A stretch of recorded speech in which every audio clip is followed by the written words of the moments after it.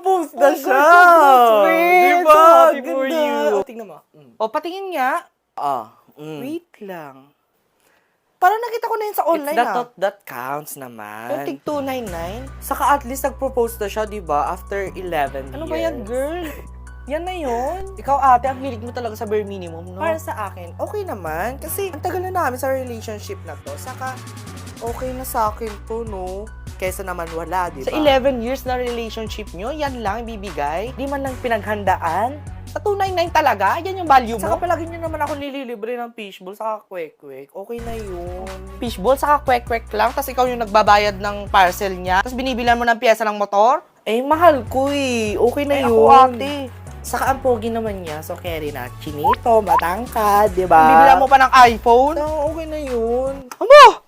Ang yaman mo. Eh di sana bumili ka na lang sarili mo, di ba? Nanay sa tatay ko nga, walang singsing nung kinasal. Eh. Uy, bakla, iba na yung panahon ngayon. Hindi sapat yung mahal-mahalan lang. Iba-iba naman tayo ng paniniwala, ate. Kaya mind your own business. Oo, iba-iba tayo ng paniniwala. Pero, girl, know your worth.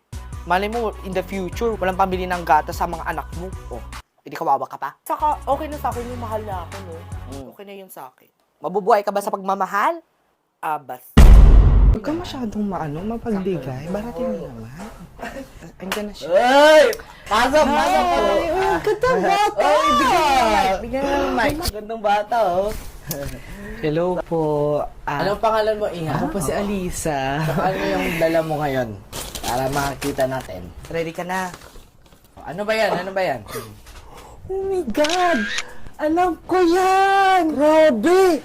Saan mo yun nakuha? Eh, pirma po yan yung voice eh. Idol ko yan eh! Yes po. Yung ano, yung naghati ng ano, ng dagat. Ano talaga yun? Yung lolo ko, ng lolo ko, ng lolo ko, ng eh. lolo ko, ng lolo ko, ng lolo ko. Siya kasi doon sa mga kasama ni Moises M. noon.